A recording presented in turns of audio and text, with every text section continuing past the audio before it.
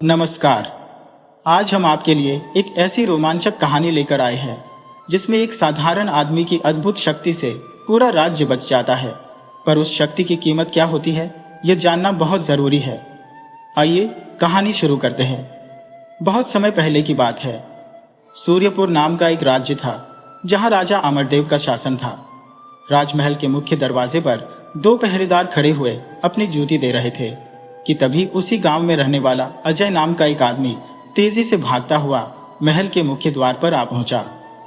पहरेदारों ने उसे रोक लिया और पूछा, कौन हो तुम और अंदर कहां घुसते जा रहे हो? अजय बोला, अरे भाई, मुझे जाने दो, मुझे राजा अमरदेव से बहुत ही जरूरी बात करनी है। पहरेदारों ने उसे डांटते हुए कहा, 10 कदम पीछे हो जाओ वरना तुम्हारे साथ बुरा होगा। अजय ने कहा, देखिए, मेरा महाराज से मिलना बहुत ही आवश्यक है। तभी एक सिपाही ने अपना भाला उसकी गर्दन पर रखा और बोला, आखिरी बार कह रहा हूं, 10 कदम पीछे हो जाओ वरना अगली बार यह भाला तुम्हारी छाती में होगा। असल में पहरेदारों को यह डर था कि कहीं यह आदमी कोई हमलावर भेष बदल कर न आया हो। अजय ने कहा, देखिए, महाराज को मुझसे कोई खतरा नहीं है, बल्कि मैं तो महाराज को खतरे से बचाने के लिए आया हूं। उसकी बात सुनकर पहरेदार हैरान हुए और बोले, क्या? महाराज को भला किस चीज का खतरा है? इतने सारे सुरक्षा बलों की निगरानी में भला महाराज को किस बात का डर है? अजय ने उन्हें समझाते हुए कहा, आप मेरी बात मानिए, उनकी जान को खतरा है। आप समझ क्यों नहीं रहे? पहरेदार बोले, लेकिन तुम्हें कैसे पता कि उनकी जान को कोई खतरा है? अजय ने कहा, अपनी स्वप्नवाणी की वजह से। पहरेदारों को यह बात कुछ अजीब सी लगी। वे बोले, किसकी वजह से स्वप्नवाणी? भला इसका क्या मतलब है? अजय ने कहा, मैं सब कुछ बता दूंगा, बस आप मुझे महाराज के पास ले चलिए। पहरेदार बोला, अगर वह खातरा तुम ही हुए तो? अजय ने कहा, देखिए पहरेदार जी, आप चाहिए तो मेरी तलाशी ले लीजिए, मेरे हाथ पांव में बेड़ियां डलवा दीजिए, परंतु मुझे एक बार महाराज से मिलने दीजिए। ये सिर्फ महाराज के बारे में ही नहीं, बल्कि पूरे सूर्यपुर साम्राज्य पर आने वाले संकट के बारे में है। अजय की बात सुनकर दोनों पहरेदार सोच में पड़ गए। एक पहरेदार ने दूसरे से कहा, भाई, तुम अंदर जाकर महाराज से इसके अंदर आने की अनुमति मांगो। दूसरा पहरेदार तुरंत राजा के दरबार में महाराज अमरदेव के पास पहुंचा और झुककर कहने लगा, महाराज की जय हो। महाराज, गांव का कोई आदमी आपसे मिलने के लिए आया है। उसे लगता है कि आप पर और हमारे राज्य पर कोई संकट आने वाला है। ये सुनकर राजा को एक झटका सा लगा और वह बोला, क्या? मुझ पर कोई संकट आने वाला है? इस बात के बारे में उस आदमी को कैसे पता? पहरेदार ने जवाब दिया, महाराज, वह कह रहा था कि उसको किसी स्वप्नवाणी की वजह से यह सब कुछ पता चला है। राजा ने अपने मंत्री से पूछा, मंत्री जी, ये स्वप्नवाणी क्या होती है? मंत्री बोला, महाराज, मुझे तो इसके बारे में कुछ नहीं पता, ये तो वह आदमी ही बता सकता है। राजा ने पहरेदार को आदेश दिया, ठीक है, उस आदमी को दरबार में पेश किया जाए। और फिर वह पहरेदार अजय को लेकर राजा के दरबार में आया। अजय ने कहा, महाराज की जय हो। राजा ने पूछा, बताओ तुम क्या कहना चाहते हो? महाराज, बात असल में यह है कि आप पर और पूरे राज्य पर एक बहुत ही बड़ा संकट आने वाला है। राजा ने पूछा, संकट? कैसा संकट? जरा विस्तार से बताओ। तब अजय ने कहना शुरू किया, महाराज, पड़ोस के राज्य वज्रगढ़ के राजा ध्रुव अपनी सेना के साथ हमारे राज्य पर कुछ ही दिनों में आक्रमण करने वाले हैं। अजय की बात सुनकर राजा ने अपने मंत्री की तरफ देखा और कहा, मंत्री जी, यह हमारा कोई गुप्तचर तो नहीं लगता? मंत्री बोला, नहीं महाराज, हमारा कोई भी गुप्तचर वज्रगढ़ राज्य में तो नहीं है। राजा ने अजय से पूछा, तुम्हें कैसे पता कि हमारे राज्य पर कोई आक्रमण होने वाला है? महाराज, ये मेरी स्वप्नवाणी से मुझे पता लगा है। राजा ने कहा, वह तो मैंने सुन लिया, लेकिन यह स्वप्नवाणी क्या होता है? अजय बोला, महाराज, मेरे अंदर एक अद्भुत शक्ति है कि मैं जो भी सपना देखता हूं, भविष्य में वह अवश्य ही सच हो जाता है। और अब की बार मुझे यह सपना आया है कि हमारे राज्य पर पड़ोसी दुश्मन देश के राजा हमला करने वाले हैं और वह पूरे राज्य पर कब्जा कर लेंगे और साथ ही आपको मौत के घाट उतार देंगे। यह सुनकर राजा कुछ चिंतित हो गया और बोला, अच्छा, तो मेरा जीवन संकट में है और हमारा पूरा राज्य भी। राजा ने कहा, और मैं इस बात को सिर्फ इसलिए मान लूं कि तुम्हें सपना आया था? अजय ने कहा, महाराज, मेरे सपने हमेशा सच होते हैं। राजा बोला, लेकिन मैं यह कैसे मान लूं? तुम्हारा नाम क्या है? जी महाराज, मेरा नाम अजय है। देखो अजय, सिर्फ एक आदमी के कहने पर मैं युद्ध की तैयारी नहीं शुरू कर सकता। अजय ने कहा, महाराज, मैं जानता हूं, इसीलिए मैं आपके पास आया हूं। अगर आप आज्ञा देंगे तो मैं अपने सपने के बारे में विस्तार से आपको बता सकता हूं। ठीक है, तुम अपनी बात कहो। और फिर अजय ने कहना शुरू किया, महाराज, सबसे पहले मैंने सपने में यह देखा कि आज की रात कोई महारानी जी के भोजन में जहर मिलाने वाला है। राजा ने पूछा, वह कौन है? महाराज, यह तो मुझे नहीं पता, परंतु जब महारानी जी वह खाना खा लेती है तो बदकिस्मती से उनकी मृत्यु हो जाती है। इसके बाद पूरा राज्य और खासकर आप महाराज इस दुख में डूब जाते हैं। इसी बात का फायदा उठाकर पड़ोस का राजा ध्रुव अपनी पूरी सेना के साथ राज्य पर हमला कर देता है। मैंने देखा महाराज कि उसके हमले से हमारे राज्य के सभी नगर और गांव में भीषण आग लग जाती है। आखिर में मैंने यह देखा कि राजा ध्रुव आपको बंदी बनाकर अपने राज्य ले जाता है। बस यही था मेरा सपना महाराज। राजा ने कहा, तो फिर यह कैसे पता चलेगा कि तुम सच्चे हो या झूठे, और फिर कोई महारानी जी के भोजन में जहर क्यों मिलाएगा? यह तो मुझे मालूम नहीं महाराज। और तभी राजा के मंत्री ने सुझाव देते हुए कहा, महाराज, मेरे पास एक उपाय है। आज जो भी भोजन महारानी जी के पास आएगा उसे लेकर हम राजवैद्य जी के पास जाएंगे। उनके पास उस जहर का पता लगाने के लिए कई नुस्खे होते हैं। राजा बोला, ठीक है, तो फिर आज दिन ढलने के बाद महारानी जी के लिए जो भी भोजन बनेगा उसे यहाँ पर लेकर आया जाएगा और राजवैद्य जी को भी दरबार में प्रस्तुत किया जाए। दिन ढलने के बाद महारानी के भोजन की थाली और राजवैद्य दोनों दरबार में पेश किए गए। राजवैद्य ने कहा, महाराज, बताइए आपने मुझे किस लिए याद किया? राजा बोला, आज हमें आपकी सहायता की आवश्यकता है। दरअसल बात यह है कि हमें कहीं से पता चला है कि इस भोजन में किसी ने जहर मिलाया है। तो क्या आप इसकी जांच करके हमें बता सकते हैं कि इस भोजन में जहर है या नहीं? वैद्य बोला, अवश्य महाराज, मैं इस बात का पता लगा सकता हूं। इसके बाद राजवैद्य ने वह भोजन की थाली अपने हाथों में ली और उस पर किसी दवा का छिड़काव किया और फिर बड़े ही ध्यान से भोजन की थाली को सूंघने लगा। आखिर में वैद्य बोला, महाराज, ये बात एकदम सच है। इस भोजन में जहर मिला हुआ था। शायद चावलों और सब्जी में यह जहर डाला गया था। इस जहर की हल्की सी मात्रा से भी किसी की भी जान जा सकती है। राजा ने तुरंत अजय को पेश करने का आदेश दिया। जब अजय राजा के पास आया तो राजा ने कहा, अजय, तुमने आज मेरी धर्मपत्नी को बचाया है। बताओ, मैं तुम्हें क्या इनाम दूं? महाराज, मैं तो बस आपके कुशल मंगल के लिए यहाँ पर आया था, परंतु अगर आप मेरी सहायता करना ही चाहते हैं तो मेरे परिवार की हालत बहुत ही खराब है। मेरे घर में अन्न का एक दाना भी नहीं है। अगर आप मुझे अपने महल में कोई नौकरी दे दें तो आपकी बहुत ही मेहरबानी होगी। राजा बोला, ठीक है, आज से तुम महल में पहरेदारी का काम करोगे। आपका बहुत बहुत धन्यवाद महाराज, आपकी हमेशा जय हो। इसके बाद राजा ने पूछा, अजय, अब तुम मुझे यह बताओ कि हमला कब और कहां पर होगा? महाराज, मुझे यह तो नहीं पता कि हमला कब होगा, परंतु दुश्मन राज्य की सेना हमारे राज्य के पीछे वाले द्वार से हमला करेगी। राजा बोला, ठीक है। इसके बाद राजा ने मंत्री को आदेश दिया कि मंत्री जी, राज्य के पीछे वाले द्वार पर चौकसी बढ़ा दी जाए। वहां पर ज्यादा से ज्यादा सैनिक लगाए जाए। हर आने जाने वाले की तलाशी ली जाए। मंत्री ने कहा, ठीक है महाराज, आपके आदेश का पालन होगा। लेकिन इसके साथ ही एक समस्या और है कि महारानी जी के भोजन में जहर किसने मिलाया था, उसका हमें कैसे पता चलेगा?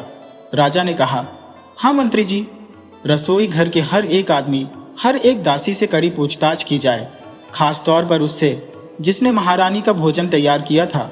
इसके बाद महाराज ने अजय से कहा, अजय, अब तुम जा सकते हो। महाराज की जय हो।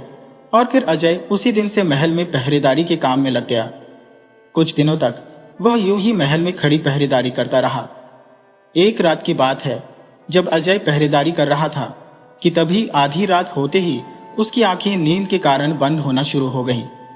उसने सोचा कि थोड़ी देर बैठ जाता हो, लेकिन जैसे ही अजय बैठा, न जाने कब उसकी आंख लग गई और वह फिर से एक सपना देखने लगा। सपने में उसने देखा कि पड़ोसी देश का दुश्मन राजा किसी दूसरे आदमी से बात कर रहा था। दुश्मन राजा कह रहा था कि राजा अमरदेव को हमारे हमले के बारे में पता लग चुका है और उसने पहरेदारी बढ़ा दी है और युद्ध की तैयारी भी कर ली है, इसलिए हमें अपनी योजना बदलनी होगी। अब मैं तुम्हारे साथ अपने सबसे शूरवीर योद्धा को भेज रहा हूं, तुम इसे अपने कमरे में छिपा लेना।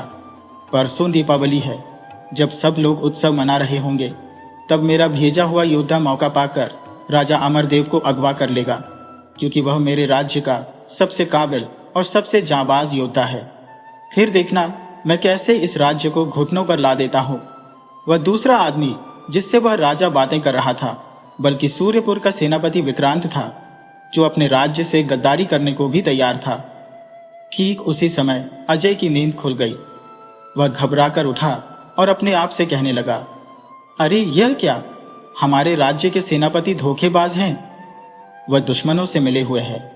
परसों दीपावली है, इसका मतलब दुश्मन राज्य का वह योद्धा महल में आकर छुप चुका होगा। अगले दिन राजा के दरबार में जब पूरी सभा मौजूद थी, वहां पर राज्य का सेनापति विक्रांत भी मौजूद था। तभी अजय वहां पर दौड़ता हुआ आया। उसका घबराया हुआ चेहरा देखकर राजा ने पूछा, अरे अजय, क्या हुआ, तुम इतने परेशान क्यों हो? अजय बोला, महाराज, कल आप पर हमला होने वाला है। आपको अगवा करके पड़ोसी दुश्मन राज्य वज्रगढ़ में ले जाने की साजिश रची गई है, क्योंकि दुश्मन राजा को इस बारे में पता चल चुका है कि हमें उसके आक्रमण की भनक लग चुकी थी। उसकी बातें सुनकर सारे दरबार में सनसनी सी फैल गई। राजा ने पूछा, लेकिन तुम्हें यह सब किसने बताया? महाराज, मेरी स्वप्नवाणी ने। मैंने आपसे कहा था ना कि मुझे जो भी सपना आता है भविष्य में वह सच निकलता है। और मैं आपको एक सच और बताना चाहता हूँ कि हमारे महल में एक धोखेबाज आदमी है जो दुश्मन राजा से मिला हुआ है। राजा ने चौंक कर पूछा, कौन है वह जिसने हमारी पीठ पर छुरा घोंपा है? अजय बोला, महाराज, आपका ही सेनापति विक्रांत। ये सुनते ही मानो राजा पर बिजली गिर पड़ी। वह बोला, क्या, ये तुम क्या कह रहे हो अजय? तुम्हें पता भी है कि तुम क्या बोल रहे हो? अजय की बात सुनकर सेनापति विक्रांत बोला, महाराज, ये आदमी बिल्कुल झूठ बोल रहा है। मैं आपका सेनापति हूं, भला मैं आपको नुकसान क्यों पहुंचाऊंगा? अजय ने कहा, महाराज, अगर आपको मेरी बात पर विश्वास नहीं है तो सेनापति के कमरे की तलाशी लीजिए। वहां पर दुश्मन राज्य वज्रगढ़ की सेना का एक योद्धा छुपा हुआ है जो कल रात ही यहां पर आया होगा। राजा ने कहा, ठीक है सिपाहियों, जाओ और जाकर सेनापति विक्रांत के कमरे की तलाशी लो। सेनापति बोला, नहीं महाराज, तलाशी की क्या आवश्यकता है? राजा ने कहा, तुम बिल्कुल चुप रहो, तलाशी अवश्य ली जाएगी। तब अजय ने कहा, महाराज, तलाशी के लिए ज्यादा सैनिक भेजे जाए, क्योंकि वह उनके राज्य का सबसे शक्तिशाली योद्धा है। वह आसानी से पकड़ में नहीं आएगा। राजा ने कहा, ठीक है, सभी सैनिक कमरे में जाई और उसे पकड़कर मेरे सामने लेकर आई। आखिरकार सचमुच ऐसा ही हुआ। जब सेनापति के कमरे की तलाशी ली गई तो वहां पर दुश्मन राज्य का एक योद्धा छुपा हुआ था, जिसे पकड़कर राजा के सामने पेश किया गया। राजा ने आदेश दिया कि इस राज्य की पीठ में खंजर घोंपने का दंड सिर्फ मृत्यु दंड है। इस गद्दार सेनापति के साथ साथ इस आदमी को भी मृत्यु दंड दे दिया जाए। सिपाहियों, इन्हें पकड़कर बाहर ले जाओ और इनका सिर धड़ से अलग कर दो। मंत्री बोला, महाराज, अवश्य ही रानी जी के भोजन में विष मिलाने की साजिश सेनापति ने ही रची होगी। इसके बाद राजा ने अजय का धन्यवाद किया और कहा, अजय, तुम हमारे लिए ब्रह्मास्त्र हो। एक बार फिर तुमने हमें बचा लिया। अजय बोला, महाराज, यह तो मेरा सौभाग्य है। राजा ने अजय से खुश होते हुए कहा कि आज से हम तुम्हें अपना सेनापति बनाते हैं। इस घटना के बाद एक बार फिर से राज्य में सब कुछ ठीक ठाक चलने लगा। अजय को रहने के लिए एक आलीशान कमरा दे दिया गया। एक रात की बात है, जब अजय सो रहा था कि तभी उसे फिर से एक सपना आया। सपने में उसने देखा कि मंत्री जी अपने बिस्तर पर लेटे हुए थे कि तभी अचानक वह अपना सीना पकड़कर जोर जोर से चिल्लाने लगे कि कोई मुझे बचा लो। इतना कहकर मंत्री जी जमीन पर गिर गए और तभी अजय की नींद टूट गई। अगले दिन सुबह होते ही वह मंत्री जी के पास गया। मंत्री ने पूछा, आओ अजय, बताओ इस बार क्या सूचना लेकर आए हो? मंत्री जी, कल मुझे एक बहुत ही बुरा सपना आया था, इसीलिए मैं आपको सावधान करने के लिए आया हूं। बात दरअसल ये है कि जल्दी ही आपको दिल का दौरा पड़ने वाला है, तो आप अपना ध्यान रखिएगा। ये सुनकर मंत्री के चेहरे का रंग उड़ गया। अजय तो वहां से बिना कुछ कहे चला गया, जबकि डरे हुए मंत्री जी पुतले की तरह जड़ होकर रह गए। अगली रात को जब अजय फिर से सो गया तो उसे फिर से एक सपना आया। उसने सपने में देखा कि जंगल में राजा को कुछ कबीले वालों ने पकड़ लिया था और वह राजा को मार देना चाहते थे। लेकिन जब उन्होंने राजा की गर्दन पर एक खास तरह के सितारे का निशान देखा तो कहने लगे, यह तो हमारे कुल देवता के गांव के हैं। कबीले वालों ने राजा की जान बख्श दी और उसे आजाद कर दिया। तभी अजय की नींद खुल गई। अगले दिन जब महाराज शिकार पर जाने के लिए तैयार हुए, तभी वहां पर अजय आ गया और बोला, महाराज रुक जाइए, आप शिकार खेलने के लिए जंगल में मत जाइए, क्योंकि वहां पर आपको जंगली कबीले के लोग पकड़ लेंगे। ये बात मैंने अपने सपने में देखी थी। राजा ने झुंझलाते हुए कहा, अरे तुम और तुम्हारे सपने।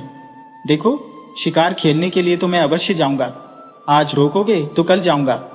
अजय ने कहा, ठीक है महाराज, तो फिर आप एक काम कर लीजिए, अपनी गर्दन पर एक सितारे का निशान गुदवा लीजिए। राजा ने कहा, तुम बहुत ही जिद्दी हो। अच्छा, अब मैं तुम्हारी यह बात मान लेता हूं। इसके बाद राजा ने अपनी गर्दन पर एक सितारे का निशान बनवा लिया और शिकार खेलने के लिए चला गया। शाम के समय जब राजा शिकार खेलकर वापस आया तो उसने अजय को अपने दरबार में बुलाया और कहा, अजय, तुम्हारी वजह से आज मैं बच गया हूं। मुझे सच में जंगल के कबीले वालों ने पकड़ लिया था और तुम्हारे इस निशान की वजह से मेरी जान भी बच गई। तभी राजा का ध्यान इस बात पर गया कि आज दरबार में मंत्री जी नहीं आए थे। राजा ने पूछा, मंत्री जी कहां पर है? एक दरबारी ने जवाब दिया, महाराज, मंत्री जी तो चल बसे, उनका स्वर्गवास हो गया है। ये सुनकर राजा अवाक रह गया। बोला, क्या? ये कैसे हो गया? दरबारी बोला, जी महाराज, पिछले 1-2 दिन से वह न जाने किस चिंता में डूबे हुए थे, कहीं खोए खोए रहते थे। उनका ध्यान सीढ़ियों पर गया ही नहीं और वह सीधे ही चल दिए। इस वजह से वह सीढ़ियों से गिर गए और नीचे गिरते ही तुरंत उनकी मृत्यु हो गई। महाराज, चलिए, अब आपको ही उनका अंतिम संस्कार करना होगा। राजा ने पूछा, लेकिन वह किस चिंता में थे? दरबारी बोला, यह तो मुझे नहीं पता महाराज। तभी वहां पर मौजूद अजय बोला, महाराज, मैं जानता हूं कि वह किस चिंता में थे। दरअसल मैंने उनके बारे में एक सपना देखा था कि उन्हें दिल का दौरा पड़ने वाला है। ये बात मैंने उन्हें बता दी थी। शायद वह इसी चिंता में थे। अजय की बात सुनकर राजा कुछ सोच में पड़ गया। इसके बाद पहले तो मंत्री जी का अंतिम संस्कार किया गया और फिर राजा ने अजय को अपने पास बुलाया और खजांची को आदेश देते हुए कहने लगा, खजांची जी, अजय को एक संदूक भर के सोने की मोहरें और कुछ हीरे जवाहरात दे दिए जाए। अजय बोला, महाराज, आपका बहुत बहुत धन्यवाद। मेरी पत्नी यह देखकर बहुत ही खुश हो जाएगी। राजा बोला, हाँ, इतना धन मिलने के बाद अब तुम्हें सारा जीवन कुछ करने की आवश्यकता नहीं रहेगी।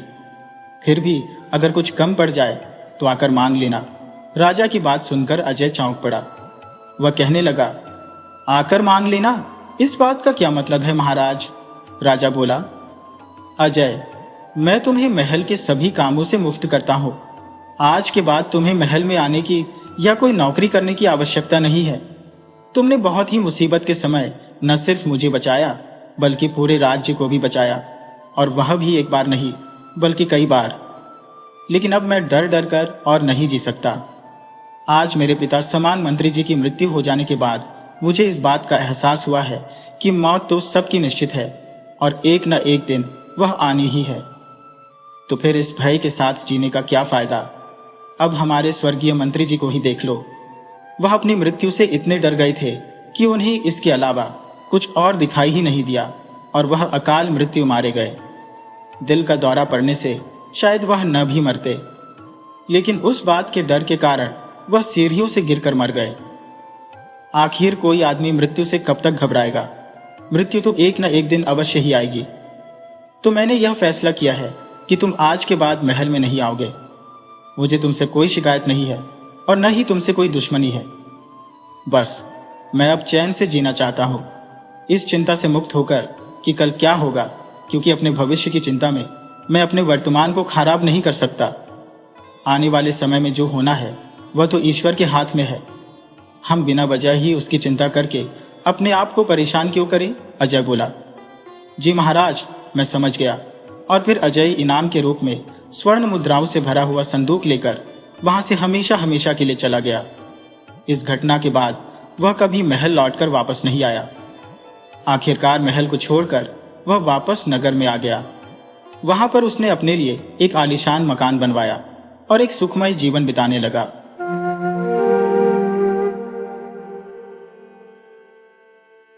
ये कहानी एक राजा और उसकी 7 बेटियों की है। अगर आप हमारे चैनल पर नए हैं तो चैनल को सब्सक्राइब कर लें, वीडियो को लाइक करें और शेयर भी करें। बहुत पुरानी बात है। एक घना जंगल था जिसके किनारे एक बड़ा सा बरगद का पेड़ खड़ा था। उस पेड़ के नीचे एक बिल में ही एक नाग और नागिन रहते थे। सर्दियों की रात थी, कड़ाके की ठंड पड़ रही थी। नागिन ने नागराज से कहा, सुनो जी, आज जंगल में इतनी ठंड है कि रात काटना मुश्किल हो रहा है। क्यों ना आप मुझे कोई ऐसी कहानी सुनाओ जिससे मुझे कुछ सीखने को मिले और मेरा मन भी लग जाए। नागराज बोले, सही कहती हो प्रिय, ठंड तो बहुत है, मुझसे भी रात गुजारनी मुश्किल हो रही है। तुमने ठीक सोचा है, आज मैं तुम्हें एक ऐसी कहानी सुनाऊंगा जिससे हम दोनों का समय कट जाएगा। फिर नागराज ने नागिन को कहानी सुनानी शुरू की और बोले, नागिन ध्यान से सुनना। नागिन बोली, हाँ जी, आप कहानी सुनाओ, मैं बड़े ध्यान से सुन रही हूँ। नाग कहानी सुनाने लगा। नागिन, थोड़ा ध्यान से सुनना। बहुत पहले की बात है। एक राजा था जिसकी 7 बेटियां थी। सातों राजकुमारियां बहुत सुंदर थी, पर जो सबसे छोटी थी वो तो गजब की सुंदर और समझदार थी। उसका नाम नीलम था और वो अपनी सभी बहनों में सबसे बुद्धिमान थी। राजा की पहली पत्नी तो बहुत पहले ही गुजर चुकी थी। जब उनकी मां नहीं रही तब 7 बेटियां बहुत छोटी थी। फिर इन सब के पालन पोषण की पूरी जिम्मेदारी राजा पर आ गई। राजा अपनी बेटियों को जान से भी ज्यादा प्यार करता था। वो उनका पूरा ध्यान रखता था और उन्हें माँ बाप दोनों का प्यार देता था। राजा नहीं चाहता था कि बेटियों को कभी लगे कि उनकी माँ नहीं है। वो उनके लिए तरह तरह के पकवान बनवाता और अच्छे अच्छे कपड़े दिलवाता। राजा अपनी बेटियों को पालने की पूरी कोशिश करता था। धीरे धीरे समय बीता और राजकुमारियां बड़ी होने लगी। वे अपने पिता राजा के लिए भोजन बनाकर रख देती थी। जब भी राजा अपने मंत्रियों के साथ किसी राजकाज के लिए राजधानी से बाहर जाते तो राजकुमारियां उनके लिए खाना बनाकर साथ भेज देती। समय ऐसे ही गुजर रहा था। एक दिन राजा के एक खास सेवक की मौत हो गई। वो अपने पीछे अपनी पत्नी और एक छोटी बेटी छोड़ गया था। अब वो दोनों उस सेवक के बिना दुनिया में अकेली रह गई थी। राजा की 7 बेटियां अपने पिता के लिए खाना बनाती थी। उसी समय वो विधवा औरत जो प्रधान सेवक की पत्नी थी उनके पास आती और उनसे थोड़ी सी आग मांगती थी। राजा की छोटी बेटी नीलम को वो औरत बिल्कुल पसंद नहीं थी। वो अक्सर उसका अपमान कर देती थी और कहती, अपने घर जाकर खुद आग जलाओ, तुम रोज रोज हमसे आग मांगने क्यों आ जाती हो। पर नीलम की बातों का उस औरत पर कोई असर नहीं होता था। वो विधवा औरत रोज उनसे आग मांगने आने लगी। छोटी राजकुमारी उसे कितना भी बुरा भला कहती या मना करती, पर उस पर कोई फर्क नहीं पड़ता था। राजकुमारी नीलम की 6 बड़ी बहनें अपनी छोटी बहन को बहुत समझाती, नीलम शांत रहा करो, वो बेचारी विधवा है। अगर तुम उसे थोड़ी सी आग दे दोगी तो क्या हो जाएगा। तुम हर बात पर उससे लड़ती क्यों रहती हो और उसे इतना भला बुरा क्यों कहती हो। इसमें उस बेचारी का क्या कसूर है। वो तो बस हमारे चूल्हे की थोड़ी सी आग ही तो लेने आती है। अपनी बड़ी बहनों की बात सुनकर नीलम कहती, कोई बात नहीं, आज तुम्हें मेरी बात समझ नहीं आ रही, लेकिन देख लेना, एक न एक दिन यह औरत हमारे लिए बहुत बड़ी मुसीबत खड़ी कर देगी। यह सिलसिला ऐसे ही चलता रहा। वो औरत रोज उनके घर आग मांगने आती थी और मौका देखकर सबकी नजर बचाकर राजा के खाने में राख मिला देती थी, क्योंकि उस विधवा औरत का स्वभाव थोड़ा अजीब था। वो जल्दी से जल्दी राख लाकर राजा का बना हुआ खाना खराब कर देती थी। धीरे धीरे राजा को भी अपने खाने में कुछ गड़बड़ लगने लगी। राजा जानता था कि उसके लिए खाना उसकी बेटियां बनाती है। राजा अपनी बेटियों से बहुत प्यार करता था, इसलिए उसे समझ नहीं आ रहा था कि उसकी बेटियां उसके खाने को क्यों खराब कर रही है। उसे इस बात पर विश्वास ही नहीं हो रहा था कि आखिर खाना इतना खराब क्यों लगता है। एक दिन राजा ने सोचा, सच्चाई जानने में क्या हर्ज है, मुझे अपनी बेटियों पर नजर रखनी चाहिए, क्योंकि मेरी बेटियां मेरे साथ ऐसा तो नहीं कर सकती कि मेरा खाना खराब कर दें। ऐसा सोचकर राजा अपने कमरे में चला गया। राजा ने छिपकर अपनी बेटियों को खाना बनाते देखा। वो जानना चाहता था कि मेरी बेटियां किस लिए मेरे खाने को खराब करती है। क्या वो ऐसा खराब खाना खिलाकर मुझे मारना चाहती है? अपने मन में ऐसा सोचते हुए राजा अपनी बेटियों को छिपकर देखने लगा। क्योंकि वो अपनी बेटियों से बहुत प्यार करता था, उसने दीवार के एक गुप्त झरोखे से उन्हें खाना बनाते हुए देखा। वो जानना चाहता था कि आखिर मेरी बेटियां खाना खराब क्यों करती है। उसकी सातों बेटियां बड़े ध्यान से चावल धो रही थी और बहुत सफाई से भोजन तैयार कर रही थी। जैसे ही सभी तरह के पकवान बनकर तैयार हुए, राजा ने देखा कि उसकी बेटियों ने बहुत सावधानी और सफाई के साथ भोजन को चूल्हे से हटाकर रख दिया। इसके बाद राजा ने जो देखा उसे देखकर वो हैरान रह गया। राजा ने देखा कि प्रधान की विधवा औरत आग लेने के लिए उनके घर आई और उसने अपने घर का खाना पकाने के लिए आग मांगी। तभी छोटी बेटी नीलम उस पर गुस्सा हो गई और उसे भला बुरा कहने लगी। नीलम उससे कहने लगी, जब देखो मुंह उठाकर आग मांगने चली आती हो। फिर नीलम की दूसरी बहनों ने नीलम को समझाया, कोई बात नहीं नीलम, आग ही तो मांग रही है, तुम गुस्सा मत करो। जब वो आग लेकर जाने लगी तो उसने राजकुमारियों की नजर बचाकर सारे खाने में राख मिला दी। इस तरह उसने सबसे नजरें बचाकर राजा का सारा खाना खराब कर दिया। अब राजा ने देखा कि उसकी बेटियों ने तो बहुत सफाई से और सुंदर तरीके से खाना बनाया था, लेकिन प्रधान की पत्नी ने आग लेने के बहाने खाने में राख मिला दी। तो राजा को बहुत गुस्सा आया। उसने तुरंत अपने दरबार में आसन लगाया और अपने सैनिक को प्रधान की पत्नी को पकड़कर लाने को भेजा। उसने कहा, प्रधान की पत्नी को मेरे सामने तुरंत हाजिर करो। विधवा औरत को राजा के दरबार में लाया गया। जब राजा ने उससे सारी घटना के बारे में पूछा तो उस विधवा औरत ने कहा, महाराज मुझे माफ करें, मैं तो बस एक खेल खेल रही थी और मैं ये देखना चाहती थी कि आप कितने समझदार हैं और कैसे इस समस्या का हल निकालते हैं। वो औरत राजा की तारीफ करते हुए कहने लगी, महाराज आप तो बहुत ही न्यायप्रिय और समझदार है। इस तरह उस औरत ने राजा को अपनी मीठी मीठी बातों में उलझा दिया। उसकी ऐसी बातें सुनकर राजा भी उसकी समझदारी पर बहुत खुश हुआ और उस पर मोहित भी हो गया। राजा ने उसे दंड देने की बजाय उसे रानी बनाने का फैसला कर लिया। इस तरह उसने उससे शादी कर ली। अब प्रधान की विधवा पत्नी शादी करके राजमहल में आ गई। अब वो विधवा से रानी बन गई। ये नई रानी राजा की पहली पत्नी से जन्मी सातों बेटियों से बहुत नफरत करती थी। वो चाहती थी कि किसी भी तरह ये सातों राजकुमारियां महल से निकल जाए। राजकुमारियों को महल से निकालने के लिए वो नई नई साजिशें रचने लगी और सोचने लगी कि जैसे भी हो उन्हें किसी भी तरह महल से भगा देने के बाद राजा की सारी धन संपत्ति और सारा ऐशो आराम केवल उसके और उसकी अपनी बेटी के लिए होगा। वो चाहती थी कि उसकी अपनी बेटी राजमहल में राजकुमारी बनकर रहे, लेकिन राजा अपनी बेटियों को बहुत प्यार करता था। उसे अपनी बेटियों से बहुत लगाव था। राजा अपनी बेटियों को बिल्कुल भी दुख में नहीं देख सकता था। दूसरी ओर नई रानी हर तरह से राजा की बेटियों को दुखी करना चाहती थी। वो उन्हें पूरा दिन घर के कामों में लगाए रखती थी। धीरे धीरे अब वो राजा की सातों बेटियों को भरपेट खाना भी नहीं देती थी। वो उन्हें बहुत कम खाना देती थी और धीरे धीरे उनकी दूसरी जरूरतों और सुख सुविधाओं को कम करती जा रही थी। इस तरह सातों बहनों पर हर तरह से दुखों का पहाड़ टूट पड़ा। इसके उलट प्रधान की पत्नी, जो अब रानी बन गई थी और उसकी बेटी को हर तरह की सुख सुविधा मिलने लगी थी, वो राजकुमारियों की तरह महल में रहने लगी थी। महल में रानी अपनी बेटी को राजकुमारी बनाकर रखती और उसे एक राजकुमारी की तरह ही जीवन जीने के लिए प्रोत्साहित करती रहती थी।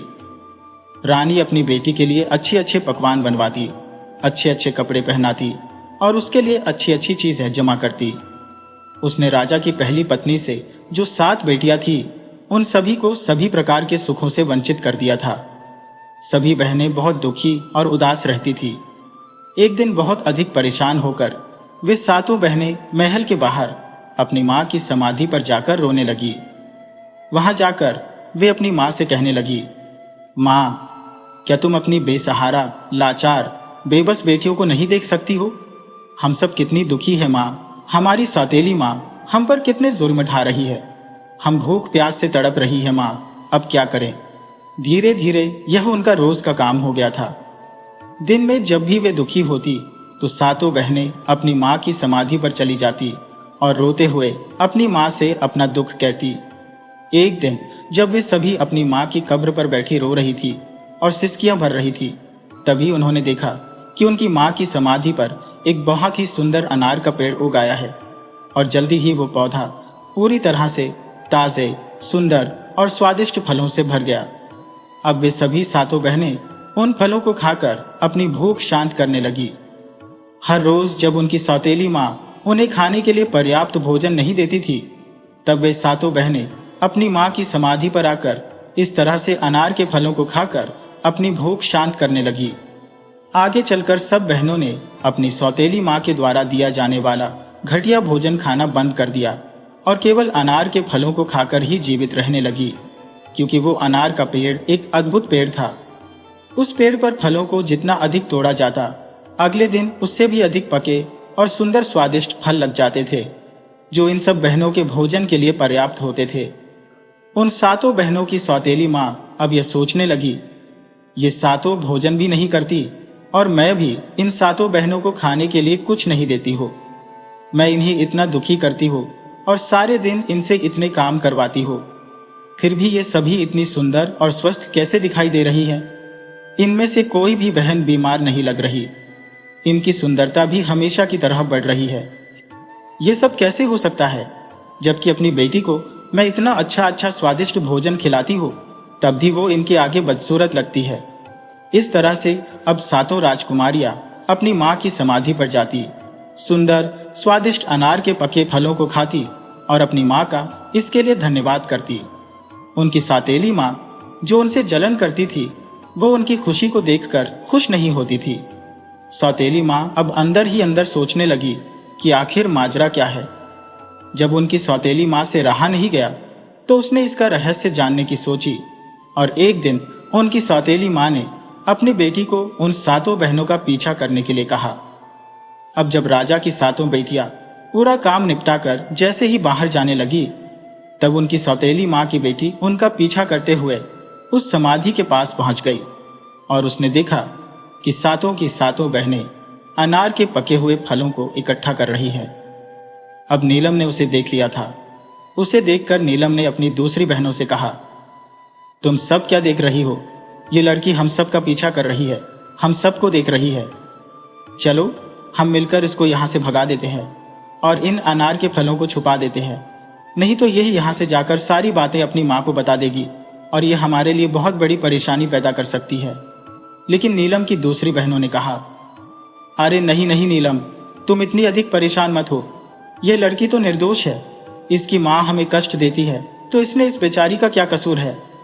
ऐसा कहकर वे उसे अपने पास बुला लेती है और उसको भी खाने के लिए कुछ अनार दे देती है। अब वो लड़की अपने घर आकर अपनी माँ से कहती है, माँ, ये सभी बहनें कोई भूखी नहीं रहती। इनकी माँ की समाधि पर एक अनार का पेड़ है। ये सभी उस पेड़ से अनार के फल तोड़कर खाती है और उस पौधे के अनार बहुत ही स्वादिष्ट और अद्भुत है। ऐसा मीठा फल मैंने अपने जीवन में आज तक नहीं खाया। बेटी के मुंह से ऐसी बातें सुनकर रानी गुस्से में आ गई और वो सोचने लगी, अब मैं इन्हें वहां से फल खाने से कैसे रोकूं? अगले दिन उसने अपना पूरा समय अपने कमरे में बिताया। राजा ने अपने कमरे में आकर रानी से पूछा, रानी, तुम्हारे दुख और उदासी का क्या कारण है? रानी ने राजा से कहा, देखो जी, मेरे सिर में बहुत दर्द है। ऐसा लगता है जैसे यह दर्द मेरी जान ले लेगा। अगर कोई मेरे इस दर्द से मुझे मुक्त कर सकता है तो वो अनार का सुंदर पेड़ है जो तुम्हारी पहली पत्नी की समाधि पर है। वो अनार का पेड़ ही मेरा ये दर्द दूर कर सकता है। राजा के पूछने पर उसने कहा, उस पेड़ को उखाड़कर उसकी जड़, उसके तने और साथ में उसके पत्तों को पानी में उबालकर जो जल तैयार होगा, उस उबले हुए जल से मेरे सिर की मालिश करने पर और मेरे द्वारा उसका सेवन करने पर मेरे सिर का दर्द ठीक हो जाएगा। रानी की बात मानकर राजा ने उसी समय अपने सेवकों को अपनी पहली पत्नी की समाधि पर भेजा और कहा कि समाधि पर जो अनार का पेड़ है उसको तना और पत्तों समेत लेकर मेरे पास यहाँ आओ। सेवकों ने तुरंत राजा की आज्ञा का पालन किया और उस सुंदर अनार के पौधे को जड़ सहित उखाड़ कर ले आए। जैसे ही रानी ने बताया था, ठीक उसी प्रकार राजा ने सेवकों के द्वारा उस पौधे को जल में उबलवा कर रानी के लिए उसे औषधि के रूप में तैयार करवा दिया। उससे रानी के सिर की मालिश की गई, उसका सेवन करवाया गया। सेवन करने के बाद उस दुष्ट रानी ने राजा से कहा, मैं बिल्कुल ठीक हो गई हो और बहुत अच्छा महसूस कर रही हो। आपने मेरे लिए इतना सब कुछ किया, इसके लिए आपका बहुत बहुत धन्यवाद। तब राजा ने कहा, नहीं रानी, ये तो मेरा हक है। जब अगले दिन सातों बहनें अपनी मां की समाधि पर गईं, तो उन्होंने देखा वहां पर समाधि पर तो अनार का जो सुंदर पौधा था वो गायब हो गया। ये देखकर वे सातों बहनें परेशान हो गईं। उन्हें बहुत दुख हुआ और वे रोना शुरू कर दिया। वे सोचने लगी कि अब मां की समाधि पर अनार का पेड़ भी नहीं है, तो वे कहां जाएंगी और क्या खाएंगी। अनार का पेड़ न होने के कारण अब वे सभी फिर से भूखी मरने लगेंगी। दुखी होकर वे अपनी मां से प्रार्थना करने लगी। तभी उन्होंने देखा कि अनार के पेड़ के स्थान पर एक छोटा सा तालाब बन गया है, जो मक्खन जैसे पदार्थ से भरा हुआ था, जो जल्दी ही सफेद ठोस रोटी की तरह बन गया, जिसको रोती हुई सभी बहनों ने बहुत ही आश्चर्य के साथ देखा। ये देखकर सभी बहनें बहुत खुश हुईं और उसमें से कुछ रोटी लेकर खाने लगी, जो खाने में बहुत ही अधिक स्वादिष्ट थी और उन्हें बहुत पसंद भी आई। अगले दिन भी वही हुआ और इसके बाद अब रोजाना यही होने लगा। हर रोज सातों राजकुमारियां अपनी मां की समाधि पर आ जाती और देखती कि एक छोटे से तालाब में पहले मक्खन बनता है, फिर वो मक्खन रोटी का रूप ले लेता है और उस रोटी को खाकर वे सब अपनी भूख शांत कर लेती। अनार का पेड़ उखड़ जाने के बाद भी सातों राजकुमारियों की पहली जैसी हालत देखकर अब उनकी सौतेली मां और परेशान हो गई। उस दुष्ट रानी ने अपनी बेटी को बुलाकर कहा, मुझे पता नहीं यह क्या हो रहा है। मैंने तो उस अनार के पौधे को भी नष्ट करा दिया है जो रानी की समाधि पर उगा था। फिर भी वे सब बहनें बिल्कुल भी दुखी नहीं लगती, ना ही वो उदास है और ना ही वो दुबली पतली हुई है। फिर वो अपना भोजन कहाँ से खाती है, क्योंकि महल में जो भोजन मैं उन्हें देती हूँ उसे तो वो खाती ही नहीं है। इसलिए तुम फिर से उनका पीछा करके पता लगाओ। बेटी, रानी ने अपनी पुत्री से कहा, वो उन पर नजर रखे और देखे कि माजरा क्या है।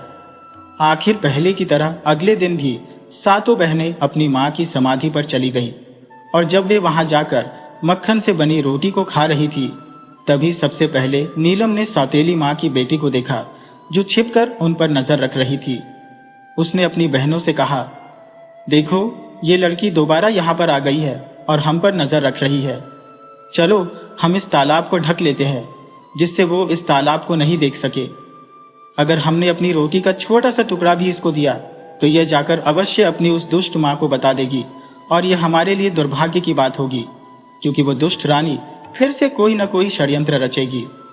नीलम की बहनों ने समझा कि नीलम बिना किसी बात के उस बेचारी पर शक कर रही है, इसलिए उन सब ने उसके सुझाव पर बिल्कुल भी ध्यान नहीं दिया और उसके विपरीत उन्होंने जो सौतेली मां की पुत्री को भी स्वादिष्ट रोटी खाने के लिए दे दी। क्योंकि राजा की 6 बेटियां बिल्कुल ही भोली भाली थी, इसलिए जब नीलम उनको कुछ कहती थी तो उनके कुछ भी समझ में नहीं आता था। वे सोचती थी, यह छोटी है इसलिए इसे कुछ ज्यादा ही शक हो रहा है। जब उनकी सौतेली मां को सातों राजकुमारियों के बारे में यह रोटी वाली बात पता चली तो वो गुस्से से बहुत लाल पीली होने लगी और उसके साथ ही उसने अपने नौकरों को बुलाकर कहा कि तुरंत जाओ और रानी की समाधि को से जो जाओ और वहां से उसे उखाड़ दो। जहां रानी की समाधि बनी है अब उस समाधि को ही उखाड़ दो और उसके पास में जो छोटा सा तालाब है उस तालाब को कूड़ा करकट से भर दो, उसे बिल्कुल नष्ट कर दो। अब जब सब राजकुमारियां देखी कि उनकी मां की समाधि ही नहीं है तो वो बहुत ही ज्यादा दुखी हुई। वे सातों बहनें जोर जोर से रोने लगी। क्योंकि अब तो उनके पास कोई और चारा ही नहीं था। इस पर भी रानी संतुष्ट नहीं हुई। एक दिन रानी फिर से भयंकर बीमारी का नाटक करके अपने कमरे में पड़ी रही। महाराज को बुलाया गया। महाराज ने आकर रानी को बीमारी का कारण जानना चाहा, तो राजा ने कहा, चाहे कुछ भी हो जाए, चाहे मेरा साम्राज्य बिक जाए, मैं तुम्हारी बीमारी को ठीक करने के लिए तुम्हें अच्छे से अच्छे वैद्य को दिखाऊंगा और तुम्हें बिल्कुल ठीक कर दूंगा। लेकिन वो रानी तो अपनी चाल चल रही थी। वो तो स्वभाव से ही दुष्ट थी और वो दुष्ट रानी कहने लगी, इतना कुछ करने की जरूरत नहीं है। मेरे जीवन को तो केवल तुम्हारा एक छोटा सा कार्य ही बचा सकता है। राजा ने कहा, रानी तुम कहो तो सही, तुम जो कहोगी मैं उसे अवश्य पूरा करूंगा। इसके लिए मैं तुमसे प्रतिज्ञा करता हूं। फिर रानी ने कहा, महाराज, मेरे जीवन को बचाने के लिए तुम एक कार्य कर दो। आपकी जो पहली पत्नी से 7 बेटियां हैं, आप उनकी हत्या कर दो और उनकी हत्या करने के बाद उनका खून मेरे सिर और मेरी हथेली पर लगाना। इस तरह से उनकी मृत्यु से मेरा जीवन बच जाएगा। इन शब्दों को सुनकर राजा दुख से भर गया। उसके पैरों के नीचे से जमीन ही गायब हो गई। वो मूर्छित सा होकर गिरने वाला हो गया, लेकिन फिर भी राजा ने अपने आप को संभाल लिया, क्योंकि राजा को अपनी प्रतिज्ञा टूटने का भय था। वो अपनी बेटियों को अपनी जान से भी ज्यादा प्यार करता था। फिर राजा ने अपने मन को कठोर कर लिया और राजकुमारियों की तलाश करने लगा। फिर राजा ने अपनी 7 बेटियों को अपनी मां की समाधि पर बैठे देखा। राजा उनके पास पहुंचा तो उसने देखा कि उनकी 7 पुत्रियां अपनी मां की समाधि के पास बैठकर रो रही थी। अपनी पुत्रियों की ऐसी हालत देखकर राजा का हृदय कांप उठा, क्योंकि वो अपनी बेटियों से बहुत ही अधिक प्रेम करता था। एक तरफ उसकी रानी की इच्छा और राजा की प्रतिज्ञा थी, और दूसरी तरफ उसकी बेटियों का जीवन। अब राजा को समझ नहीं आ रहा था कि वो क्या करे। अब राजा बड़ी मुश्किल में था कि उसकी बेटियां सौतेली मां के साथ खुश नहीं है और सौतेली मां भी उन्हें खुश नहीं रख पा रही है। अपनी पुत्रियों के पास पहुंचकर राजा प्रेम पूर्वक अपनी पुत्रियों से बोला कि तुम मेरे साथ इस महल से बाहर जंगल में चलो। पिता की बात मानकर सभी 7 बहनें अपने पिता के साथ चल पड़ी। वो उन सभी को लेकर जंगल की ओर चल दिया। जंगल में कुछ दूर जाकर एकांत में राजा ने आग लगाई और उन सब के लिए कुछ चावल पकाकर उनको खाने के लिए दिया। दोपहर का समय था। इस समय बहुत अधिक गर्मी हो रही थी, जिसके कारण सभी 7 बहनें खाना खाने के बाद गहरी नींद में सो चुकी थी। अब राजा ने देखा कि 7 बहनें सो चुकी है, तो वो चोरी से छिपकर उन लड़कियों से आंख बचाते हुए वहां से भाग गया और उन सबको गहरी नींद में सोते हुए राजा ने वहीं छोड़ दिया था।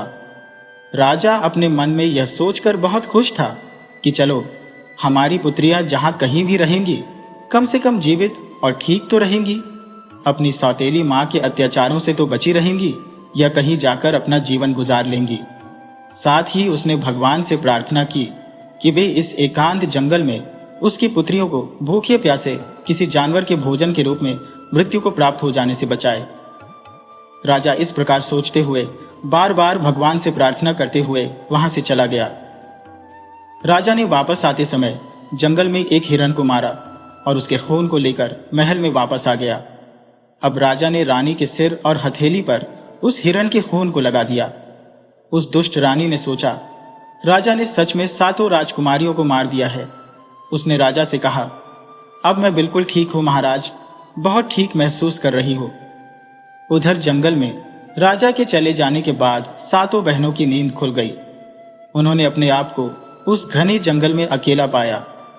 जब उन्होंने अपने चारों तरफ भयंकर जंगली जानवरों की आवाजें सुनी, तो उन आवाजों को सुनकर वे डर कर कांपने लगी। उनका पूरा शरीर भय से कांपने लगा, जिसके कारण वे सब रोने और चिल्लाने लगी। अपने आप को वहां अकेला पाकर वे अपनी पूरी शक्ति लगाकर अपने पिताजी को पुकारने लगी। उन्हें आशा थी कि उनकी आवाज सुनकर उनके पिताजी जरूर आएंगे, लेकिन यह उन सबको ऐसा करते हुए बहुत समय गुजर गया, लेकिन राजा नहीं आए। उन सबको अपनी आवाज के सिवाय ऐसा सुनाई दे रहा था कि वहां पर इनके अतिरिक्त वहां कुछ भी नहीं था। ठीक उसी दिन उस जंगल में एक दूसरे पड़ोसी राज्य के 7 राजकुमार वहां शिकार खेलने के उद्देश्य से आए। जब वे सब अपने राज्य के लिए प्रस्थान कर रहे थे, तब उन राजकुमारों में से सबसे छोटे राजकुमार ने अपने भाइयों को रोकते हुए कहा कि भाई, जंगल में जरूर कोई फंसा हुआ है और हम सबको उनकी सहायता करने के लिए चलना चाहिए। शायद वो किसी को पुकार रहे हैं। अब सातों भाई जो वो उस आवाज को सुनने लगे और सब लोग यहीं ठहर जाओ। वो कहने लगा, मैं समझता हूँ कि कोई रो रहा है और किसी को बुला रहा है। क्या तुम सब इस आवाज को नहीं सुन रहे हो? छोटा भाई कहने लगा, उस दिशा में चलते हैं जहां से आवाज आ रही है और तलाश करते हैं ये कौन है। इस तरह से छोटे राजकुमार ने अपने 6 भाइयों को बताया तो सातों राजकुमारों ने जंगल में जो जाते हुए अपने रथों को उसी दिशा में दौड़ा दिया जिस दिशा से वो रोने की आवाज आ रही थी। कुछ ही समय में 7 राजकुमार जंगल में उस जगह पर पहुंच गए जहां वे सातों बहनें विलाप कर रही थी, रो रही थी। उन सबको इस तरह से विलाप करते हुए देखकर राजकुमारों को उन पर दया आ गई। सबसे बड़ा राजकुमार बहुत अधिक आश्चर्यचकित हुआ और उसने बड़ी ही व्याकुलता से उनसे पूछा, तुम सब यहां पर कैसे फंस गई हो और तुम कौन हो? तब उन सातों बहनों ने अपनी सारी कहानी उन सातों भाइयों को सुना दी। तब सातों भाइयों ने यह निश्चय किया कि भगवान की कृपा से ये सातों राजकुमारियां हमें मिली है, इनको हमें अपने साथ अपने राज्य में ले जाना चाहिए और इनके साथ विवाह करके इन्हें अपने साथ रखना चाहिए।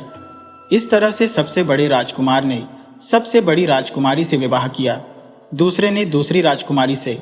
इस तरह से सातों राजकुमारों ने सातों राजकुमारियों से विवाह कर लिया। सबसे छोटे राजकुमार ने सबसे छोटी राजकुमारी नीलम से विवाह कर लिया, जो कि सबसे ज्यादा सुंदर और समझदार थी। सातों राजकुमारों की शादी 7 राजकुमारियों से हो गई। विवाह के बाद सातों राजकुमार अपने राज्य में वापस लौट आए। उनके वापस आने पर पूरे राज्य की प्रजा में खुशी की लहर दौड़ गई। करीब 1 साल बाद नीलम, जो सबसे छोटी राजकुमारी थी, उसको एक बेटा हुआ। बेटा होने पर परिवार के सब लोग खुश थे। उन्हें ऐसा लगता था कि लड़के का एक पिता नहीं बल्कि 7 पिता है और 7 माताएं हैं। वे सब उसे बहुत प्यार करते थे। सब मिलकर अपने बच्चे की तरह उस बच्चे का पालन पोषण करती थी। इस तरह से धीरे धीरे समय बीतने लगा। वे बहुत खुश थे। अब नन्हा राजकुमार 2 साल का हो गया था। एक दिन की बात है, सबसे छोटे राजकुमार ने अपने भाइयों से कहा कि शिकार खेलने का मन है, मैं शिकार पर जाना चाहता हूं। उसने अपनी पत्नी नीलम से भी कहा कि मैं शिकार पर जाना चाहता हूं। नीलम और अपने भाइयों से आज्ञा लेकर वो छोटा राजकुमार शिकार पर निकल गया, लेकिन कई दिन बीत जाने के बाद भी वो राजकुमार वापस नहीं आया। दिन बीतते गए लेकिन छोटा राजकुमार वापस नहीं आया। ये कोई नहीं जान सका कि वो कहां चला गया और वापस क्यों नहीं आया। ये जानकर राजकुमारियों को बहुत दुख हुआ। जब उनके पति कहने लगे कि हम भी वहां जाएंगे और उसे ढूंढ कर लाएंगे, उसके भाइयों ने कहा कि वे अपने भाई के बारे में जाकर देखेंगे कि उसके साथ क्या हुआ है और वो कहां चला गया है। वे सभी 6 राजकुमार छोटे राजकुमार की तलाश में राजमहल से निकल गए, लेकिन वे 6 भाई भी वापस नहीं आए। यह जानकर सातों राजकुमारियों को बहुत ही ज्यादा दुख हुआ। जब उनके पति वापस नहीं आए तो उनके मन में विचार आने लगे कि उनके पतियों को किसी ने जंगल में मार दिया या उनके साथ कुछ गलत हुआ है।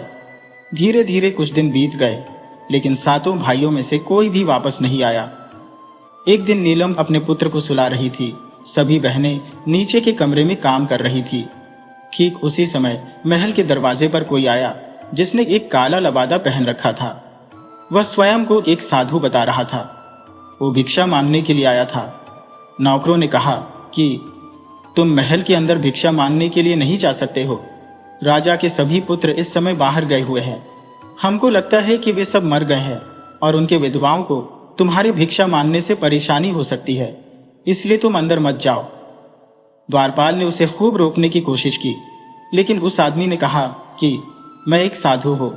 साधु को भोजन खिलाना और साधु को भिक्षा देना कोई गलत काम नहीं है। लेकिन वास्तव में वह कोई साधु नहीं था। वह तो एक जादूगर था जिसका नाम शाकाल था। जादूगर शाकाल ऐसे ही महल में घुस गया था और उसने वहां पर बहुत सी सुंदर वस्तुएं देखी।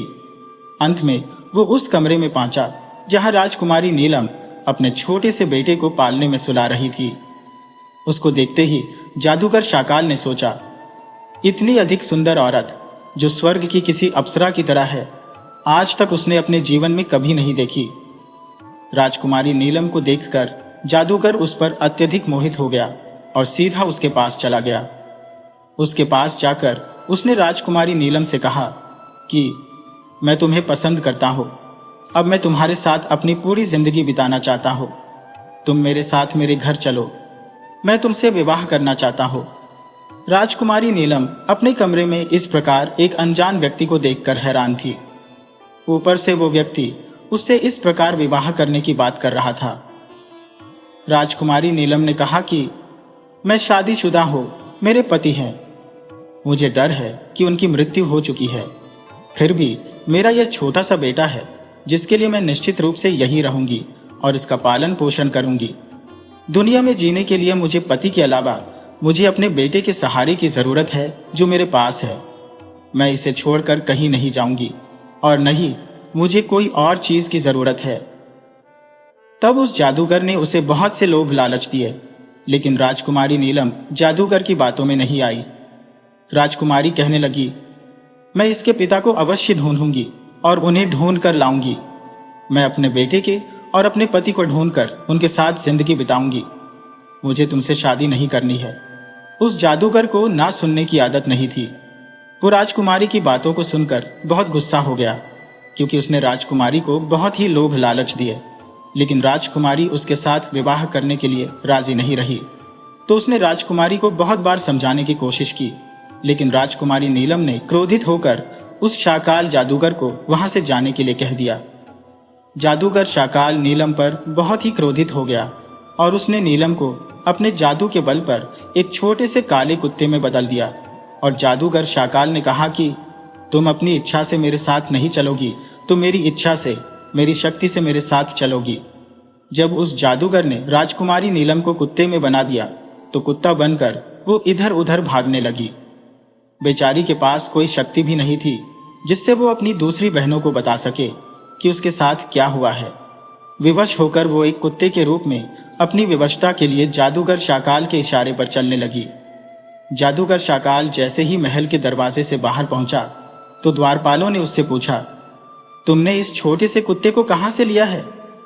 तो उस जादूगर ने जवाब दिया, राजकुमारियों ने इस कुत्ते को मुझे एक उपहार के रूप में दिया है। ये सुनते ही द्वारपालों ने उसे कुछ भी पूछे बगैर महल के दरवाजे से बाहर जाने दिया। कुछ समय बाद नीलम की दूसरी बड़ी 6 बहनों ने अपने भांजे के रोने की आवाज सुनी तो उसके कमरे में गई। तो उन्होंने देखा वहां कमरे में कोई नहीं था।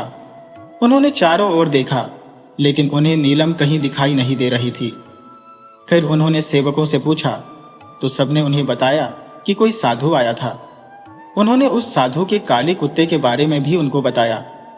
राजकुमारियों ने अंदाजा लगा लिया कि जरूर नीलम के साथ कुछ बुरा हुआ है और वो कहीं चली गई है। उसके साथ जरूर कोई षड्यंत्र रचा गया है। अब धीरे धीरे समय गुजरता गया। नीलम के पुत्र को 6 मौसियों ने मिलजुल कर पाल लिया। अब नीलम का पुत्र 14 साल का हो गया था। एक दिन उसकी मौसी अपने परिवार का इतिहास उस राजकुमार को बताने लगी। राजकुमार ने सब कुछ ध्यान से सुना। अब राजकुमार अपने माता पिता और ताऊ के बारे में सुनकर बहुत दुखी हो गया। वो राजकुमार अपने माता पिता और अपने ताऊ को ढूंढने के लिए बहुत उतावला हो उठा। उसने अब जो सोच लिया कि वो संसार में कहीं भी, किसी भी कोने में जहां भी उसके परिवार वाले होंगे, वो उन्हें ढूंढकर जरूर लाएगा। उसने अपनी मौसियों को बताया कि वो अपने माता पिता और ताऊ को, यदि वो सब जिंदा है, तो सबको ढूंढकर अपने घर वापस लेकर आएगा। अब राजकुमार की मौसियां कहने लगी कि बेजा, जो लोग जाने थे वो लोग चले गए, अब तुम कहीं मत जाओ। हम तुम्हें नहीं खोना चाहते। अपने पतियों और बहन को तो हम खो चुके हैं और अब हम तुम्हें खोना नहीं चाहती हैं। उनकी तरह यदि तुम भी हमसे दूर चले गए तो हम किसके सहारे जिंदा रहेंगे और जिंदा रहकर भी फिर क्या करेंगे? तब राजकुमार ने अपनी मौसियों से कहा, तुम मुझे मत रोको। अगर ये संभव हुआ तो मैं अपने साथ अपने माता पिता और ताऊ को भी लेकर जल्दी वापस आऊंगा। फिर इस तरह से वो अपनी यात्रा पर चल पड़ा। लेकिन कई महीनों तक वो कुछ भी नहीं समझ सका किस प्रकार वो अपने सगे संबंधियों की तलाश करे। और अंत में जब उसने जो हजारों किलोमीटर की थकाने वाली यात्रा को पूरा किया तब तक वे लगभग पूरी तरह से निराश हो चुका था। उसको अपने माता पिता और ताऊ के बारे में किसी भी प्रकार की कोई सूचना प्राप्त नहीं हुई थी।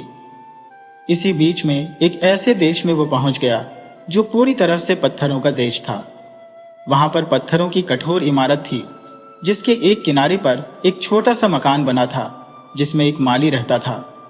जब वो उस इमारत को देख रहा था, तभी माली की पत्नी ने उसको देख लिया और भागकर उस घर से बाहर आ गई और कहने लगी, अरे बच्चे, तुम कौन हो और तुमने इस खतरनाक स्थान पर आने की हिम्मत कैसे की? उस लड़के ने कहा, मैं एक राजा का बेटा हूँ। मैं यहाँ अपने माता पिता और अपने ताऊ को ढूंढने आया हूँ। मेरी माँ को एक जादूगर डरा धमकाकर कुत्ता बनाकर अपने साथ ले आया है। उसकी बात सुनकर माली की पत्नी ने कहा, यह देश और यह स्थान एक महान जादूगर का ही है। उसके पास हर प्रकार की शक्ति भी है और वो जो व्यक्ति उसकी आज्ञा का उल्लंघन करता है या उसका अपमान करता है, वो उसको अपनी जादू की शक्ति से पत्थर या पेड़ बना देता है। तुम यहाँ पर जो सभी प्रकार के पत्थर और पेड़ देख रहे हो, ये सब के सब कभी जीवित प्राणी थे। इन सबको जादूगर शाकाल ने अपने जादू से पत्थर की मूर्तियों में और पेड़ों में बदल दिया है। हमारे मालिक जादूगर है और अपनी शक्ति से इस रूप में इन लोगों को बदल दिया। कुछ समय पहले एक राजा यहाँ आया था। उसके कुछ समय बाद उसके 6 भाई भी यहाँ आए थे। जादूगर ने उन सबको पत्थर और पेड़ में बदल दिया। केवल यही लोग दुर्भाग्यशाली लोग नहीं थे। इनके अतिरिक्त एक बहुत सुंदर रानी, जिसको उसने इस बड़ी इमारत में कैद करके रखा है, जिसको जादूगर ने पिछले 12 सालों से कैद करके रखा है। जादूगर उससे विवाह करना चाहता है, लेकिन वो जादूगर से नफरत करती है। वो जादूगर को अपने हाथ भी नहीं लगाने देती है।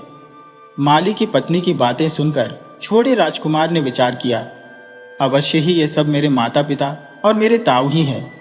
आखिरकार अंत में मैंने उन सबको खोज ही लिया जिसके लिए मैं इतने समय से भटक रहा था। इसके बाद उसने अपनी कहानी उस माली की पत्नी को बताई और उससे प्रार्थना की कि वो उसकी सहायता करे। उसने उस माली की पत्नी को कहा कि वो उसे उन बेकसूर और लाचार लोगों के बारे में अधिक से अधिक जानकारी दे। उसने माली की पत्नी से विनती की कि वो उन बेकसूर लोगों को उस जादूगर से बचाने में उनकी मदद करे। माली की पत्नी ने उसकी बात सुनकर उसका साथ देने के लिए उससे वादा कर लिया। उसने सोचा, हो सकता है इसकी मदद करके हम भी इस जादूगर से बच जाए, क्योंकि वो भी उनके जुल्मों के शिकार थे। इसलिए उसने उस लड़के का साथ देने के लिए हामी भर ली। अब माली की पत्नी ने अपने पति को जो इसके बारे में नहीं बताया। माली की पत्नी ने उसको अपना रूप बदलने के लिए कहा और उसने उसे समझाया, तुम अपना रूप बदल लो, कहीं जादूगर ने तुमको देख लिया तो वो तुम्हें भी पत्थर में बदल देगा। राजकुमार तैयार हो गया और माली की पत्नी ने उस राजकुमार को अपनी एक धोती पहना दी और उसे बता दिया कि आज से तुम सबकी नजरों में मेरी पुत्री हो। थोड़े समय बाद एक दिन जब जादूगर शाकाल अपने सुंदर बगीचे में टहल रहा था, तभी उसकी नजर एक छोटी लड़की पर पड़ी। उसने तुरंत माली की पत्नी को अपने पास बुलाया और पूछा, ये लड़की कौन है? माली की पत्नी ने कहा कि ये उसकी बेटी है। इस तरह जादूगर और राजकुमार की पहली मुलाकात हुई। राजकुमार एक लड़की के भेष में जादूगर से अपनी असली पहचान छिपाकर मिला। जादूगर उसे देखकर बोला, तुम भी बहुत सुंदर हो। कल तुम उस बड़ी इमारत में रहने वाली सुंदर औरत के पास मेरा उपहार लेकर जाना। राजकुमार यह सुनकर बहुत खुश हुआ कि कल वह अपनी मां से मिलने जाएगा और उसके लिए उपहार लेकर जाएगा। जादूगर से मिलने के बाद राजकुमार तुरंत माली की पत्नी के पास गया और उसे सब कुछ बताया। दोनों ने मिलकर तय किया कि राजकुमार इसी भेष में रहेगा, क्योंकि इस रूप में उसे कोई पहचान नहीं सकता। उसने ठान लिया कि सही मौका मिलते ही वह अपनी मां को आजाद करा लेगा। जब नीलम की शादी छोटे राजकुमार के साथ हुई थी, तब राजकुमार ने उसे एक छोटी सी अंगूठी दी थी जिस पर उसका नाम लिखा था। नीलम ने वो अंगूठी तब से अपने बेटे की उंगली में पहना दी थी जब वह बहुत छोटा था। जब उसका बेटा बड़ा हुआ तो उसकी मौसियों ने उस अंगूठी को उसके नाप का बनवाकर उसकी उंगली में पहना दिया था। इस तरह वह अंगूठी राजकुमार ने अपनी उंगली में अभी भी पहन रखी थी। माली की पत्नी ने राजकुमार से कहा, तुम इस अंगूठी को गुलदस्ते में छिपाकर रख दो ताकि तुम्हारी मां तुम्हें पहचान जाए। उसने ये भी बताया कि यह सब इतनी आसानी से नहीं होगा, क्योंकि एक दरबान हमेशा बेचारी राजकुमारी नीलम पर कड़ी नजर रखता था। उसे कैद में होने के कारण हर समय बड़े ध्यान से देखा जाता था। अब बेटी के रूप में राजकुमार को हर रोज फूलों का गुलदस्ता जादूगर की तरफ से अपनी मां तक पहुंचाने का मौका मिल चुका था। अब वह हर रोज फूलों का गुलदस्ता रानी तक पहुंचाने लगा। जादूगर की एक दासी हमेशा उसकी मां के कमरे में रहती थी।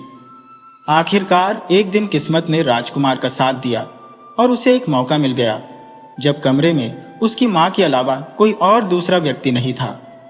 जब कोई भी उसे नहीं देख रहा था तो उसने अपनी उंगली में पहनी अंगूठी निकालकर फूलों के गुलदस्ते में बांध दी और उसे अपनी मां नीलम के पैरों में डाल दिया। अंगूठी के जमीन पर गिरने की आवाज आई। नीलम ने पहले फूलों के गुलदस्ते पर ध्यान नहीं दिया, लेकिन फिर उसने देखा कि उन फूलों के अंदर ऐसी क्या चीज है जो यह अजीब सी आवाज कर रही है। ध्यान से देखने पर उसे एक छोटी सी अंगूठी फूलों के साथ बंधी हुई मिली। उस अंगूठी को पहचानते ही जब उसने फूलों का गुलदस्ता लाने वाली लड़की की ओर देखा तो लड़की बने राजकुमार ने उसे अपने बारे में बताया। अपने बेटी द्वारा बताई गई सारी कहानी पर उसे तुरंत विश्वास हो गया।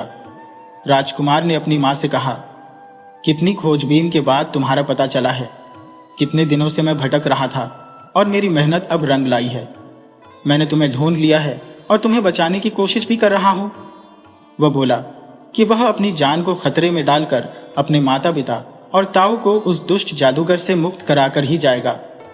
उसकी मां ने उसे बताया कि उसे इस जादूगर ने पिछले कई सालों से किस तरह से कैद कर रखा है और उसने इस इमारत के सारे दरवाजे भी बंद करके रखे हैं, क्योंकि वह उससे शादी करना चाहता है।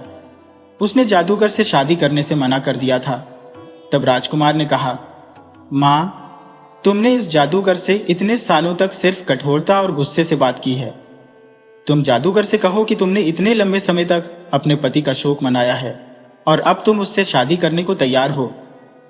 उसके बाद दोनों माँ बेटे बैठकर अपनी योजना बनाने लगे और उसे कैसे पूरा करना है इस बारे में सोचने लगे। बेटा कहता है, इसके बाद आप यह पता लगाना माँ कि उसकी शक्ति क्या है और क्या वह अमर है या उसे मार डाला जा सकता है। नीलम ने अपने बेटे की सलाह मानने का निश्चय किया और अगले ही दिन जादूगर के लिए उसी प्रकार से संदेश भिजवा दिया जैसा राजकुमार ने सुझाया था। जादूगर शाकाल यह सुनकर बहुत खुश हुआ और वह जल्दी से जल्दी शादी करने के लिए कहने लगा। इसके बाद जादूगर शाकाल ने नीलम से महल में चलने के लिए विनती की, लेकिन नीलम ने कहा कि इससे पहले कि वह उससे शादी करे उसे अधिक समय देना चाहिए ताकि वे आपस में और परिचित हो सके। उसने कहा कि दुश्मनी जितनी लंबी होती है, दोस्ती होने के बाद उनकी दोस्ती का स्तर और भी मजबूत हो सकता है। इसके बाद नीलम ने जादूगर से पूछा, क्या आप पूरी तरह से अमर है? क्या आपको कभी मृत्यु छू नहीं सकती? क्या आप मानव जाति को महसूस करने के लिए एक महान जादूगर हैं? तब जादूगर ने कहा कि तुम यह क्यों पूछ रही हो? तो रानी ने जवाब दिया कि मैं शादी करके आपकी पत्नी बनने से पहले आपके बारे में सब जानना चाहती हूँ। यदि कोई आफत आपके ऊपर आ गई तो मैं उसे कैसे संभालूंगी? पहले पति और पहले पुत्र को तो मैंने खो दिया, लेकिन अगर मैं तुमसे शादी करूंगी और तुम्हें भी खो दूंगी तो मैं किसके सहारे रहूंगी? जादूगर शाकाल ने कहा, यह सच है, मैं दूसरे के रूप में नहीं हूं। यहां से बहुत दूर कई मील की दूरी पर एक घना जंगल है। उस घने जंगल के बीच एक बड़े पौधे के नीचे एक छोटा सा पिंजरा है जिसमें एक हरे रंग का तोता रहता है। उसी तोते के जीवन पर मेरा जीवन निर्भर करता है। उस तोते के मर जाने से ही मैं मरूंगा। जादूगर ने कहा, हालांकि यह काम असंभव है, तोते को किसी प्रकार की चोट नहीं पहुंचाई जा सकती। उस तोते को सुरक्षित बनाए रखने के लिए मैंने वहां पर बहुत सारे लोगों को तैनात कर दिया है। जो भी उस जगह के आसपास नजर आता उसे तुरंत मार दिया जाएगा। नीलम की जो बातें उस दुष्ट जादूगर से हुई थी, वह सब बातें नीलम ने अपने पुत्र को बता दी, लेकिन बेटी की जान को खतरे में पड़ता देखकर रानी ने उस तोते को पाने का विचार भूलने के लिए कहा। जादूगर के डर से नीलम ने अपने पुत्र को वहां जाने से मना करना पड़ा। अपनी मां के डर को समझने के बावजूद राजकुमार ने जवाब दिया, मां, जब तक मैं उस तोते को कैद करके नहीं लाता तब तक मेरे पिता और मेरे ताऊ उस दुष्ट जादूगर की कैद से मुक्त नहीं हो सकते। डरो मत मां, मैं जल्दी वापस आऊंगा, और इस बीच आप जादूगर से अच्छे से बातें करते रहना, हंसकर बोलना। अब राजकुमार अपनी माँ को जल्दी ही वापस आने का वचन देकर तोते की तलाश में निकल गया। थकाने वाली कई मील की लंबी यात्रा के बाद आखिर राजकुमार एक बहुत बड़े और घने जंगल में पहुंच गया। जब वह वहां पहुंचा, तब तक लंबे समय से लगातार चलते रहने के कारण राजकुमार बुरी तरह थक चुका था।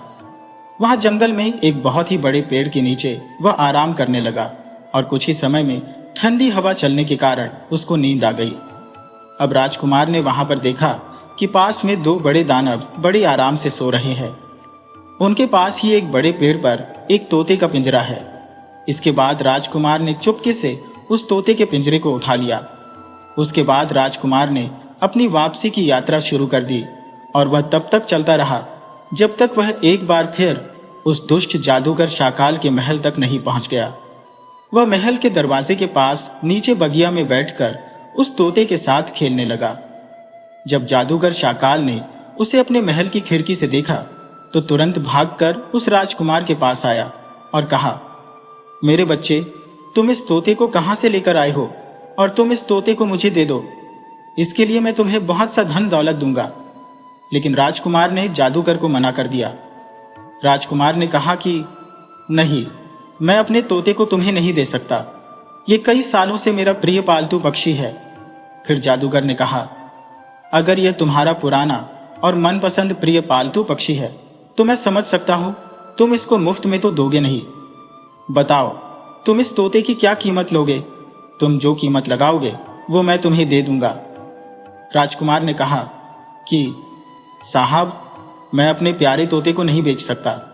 इसलिए जादूगर शाकाल बहुत अधिक बेताब हो गया, और उसने कहा, तुम इसके बदले में मुझसे कुछ भी ले सकते हो, बस तुम मुझे यह तोता दे दो।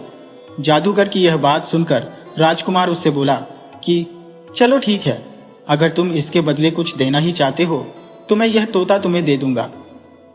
राजकुमार की बात सुनकर जादूगर खुश होते हुए बोला, ठीक है, बताओ तुम्हें क्या चाहिए, मैं तुम्हें जरूर दूंगा।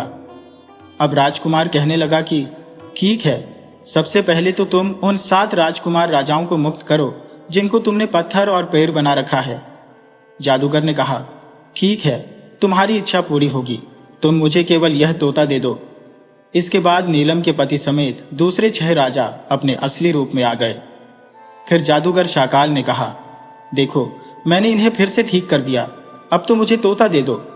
लेकिन उस राजकुमार ने कहा, इतनी जल्दी भी क्या है, पहले तो उन सभी लोगों को आजाद करो जिनको तुमने अपनी कैद में कर रखा है। अब जादूगर शाकाल ने कहा, ठीक है। इसके बाद जैसे ही उसने अपना हाथ घुमाया, सब के सब प्राणी जो पत्थर और पेड़ बने हुए थे, सब अपने अपने असली शरीर में आ गए। इसके बाद वह पूरा बगीचा, जो कुछ समय पहले पत्थर और पेड़ों से भरा हुआ था, चारों तरफ वहां पर इंसानों की चहल पहल होने लगी। वहां चारों तरफ इंसान ही इंसान नजर आने लगे, जो कि सब जीवित होकर सांसें लेने लगे। राजा, पंडित, नौकर चाकर, सेवक, सरदार, गाय, भेड़, बकरी, हाथी, सैनिक, न जाने क्या क्या ताकतवर पुरुष और सुंदर आभूषणों से सजी औरतें, सैनिक, सब जीवित हो गए। अब जादूगर अपने दोनों हाथ जोड़कर रोते हुए राजकुमार से विनती करने लगा कि तुम मुझे यह तोता दे दो। राजकुमार उस तोते को बहुत ही ताकत से पकड़े हुए था, और उसके एक पंख को जोर लगाकर उसके शरीर से अलग कर दिया। इसके साथ ही जादूगर का दाहिना हाथ उसके शरीर से अलग हो गया। फिर जादूगर शाकाल ने अपने बाएं हाथ को फैलाकर राजकुमार से कहा, आप यह तोता मुझे दे दो। इसके बाद राजकुमार ने उस तोते के बाएं पंख को उसके शरीर से तोड़कर जादूगर की तरफ फेंक दिया, जिससे जादूगर का बायां हाथ भी उसके शरीर से टूटकर दूर गिर गया।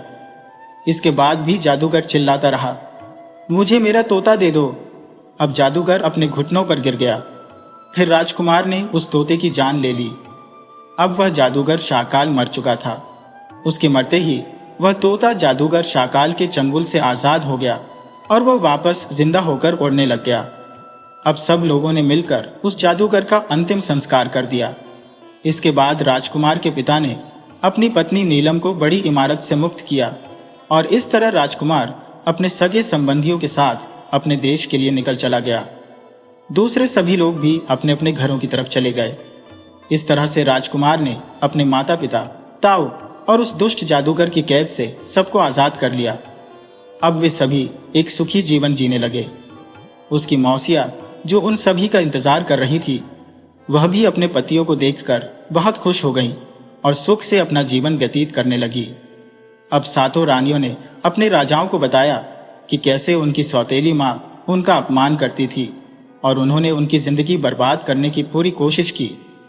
अब सभी राजाओं ने कहा, चलिए रानियों, हम लोग आपके मायके चलते हैं। वे सब लोग उस राज्य में गए। जब राजा को पता चला कि उसकी सातों बेटियां अपने पतियों के साथ यहाँ आ रही हैं, तो वह बहुत ही खुश हुआ और जब उनसे मिला तो अपने आंसू रोक नहीं पाया और जोर जोर से रोने लग गया और कहा कि बेटा, मुझे माफ कर दो। मैं तुमसे बहुत प्यार करता था सबसे, लेकिन मैं क्या करूं, मेरी भी मजबूरी थी, इसलिए मैंने तुम्हें जंगल में छोड़ दिया। मुझे उसकी बातों में नहीं आना चाहिए था, लेकिन पता नहीं मैं उसकी बातों में कैसे आ गया। आप लोगों को जंगल में छोड़ आया, उसके लिए आप मुझे माफ कर दीजिए।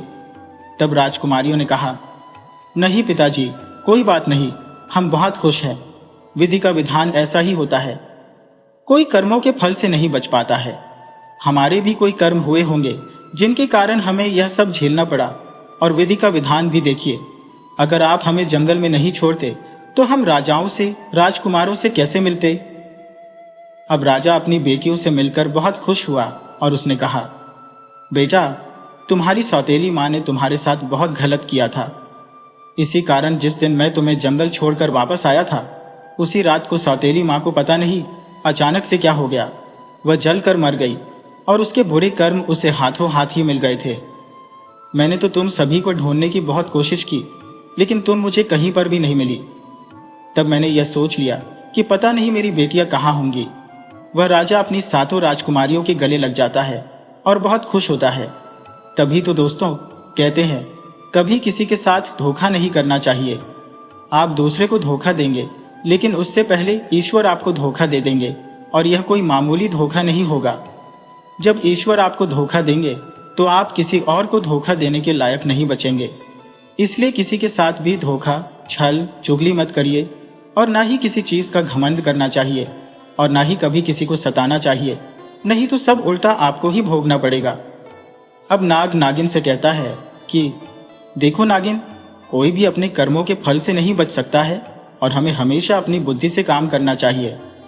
कभी भी घबराना नहीं चाहिए, और विपरीत परिस्थितियों में सभी का साथ देना चाहिए, और कभी भी किसी को सताना नहीं चाहिए, और ना ही सभी के साथ प्यार से और मिलजुल कर रहना चाहिए। तब नागिन कहती है, सचमुच पिया जी, आज आपने मुझे बहुत ही ज्ञानवर्धक कहानी सुनाई है। तो दोस्तों, अगर आपको यह कहानी पसंद आई हो तो प्लीज हमारे चैनल को सब्सक्राइब करें, वीडियो को लाइक करें और शेयर करें, और कमेंट्स करके हमें बताइए आपको यह कहानी कैसी लगी।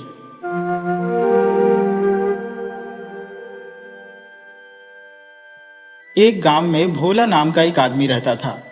जैसा उसका नाम था वह बिल्कुल वैसा ही था, सीधा सादा। भोला ज्यादा पढ़ा लिखा नहीं था, कभी स्कूल नहीं गया था। उसके परिवार में उसकी पत्नी और एक बेटी थी।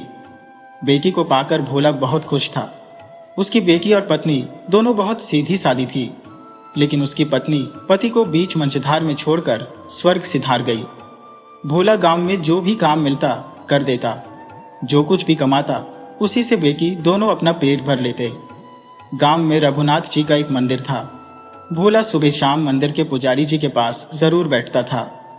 अब धीरे धीरे भोला की बेटी बड़ी हो रही थी। एक दिन पुजारी जी ने कहा, भोला, बिटिया बड़ी हो रही है, उसके हाथ पीले करो। पुजारी जी की बात सुनकर भोला कहने लगा, जो रघुनाथ जी चाहेंगे वही होगा, रघुनाथ जी सब सही कर देंगे। भोला ने बड़े भोलेपन से जवाब दिया। बात आई गई हो गई, लेकिन कुछ समय बाद एक अच्छा लड़का मिला। भोला ने अपनी लड़की की शादी के लिए गांव के साहूकार से कर्ज लेकर अपनी बेटी की शादी की। बेटी अपने ससुराल विदा हो गई और अब भोला अकेला रह गया। वह सारे दिन मंदिर में ही पड़ा रहता। धीरे धीरे शादी को 1 महीना हो गया।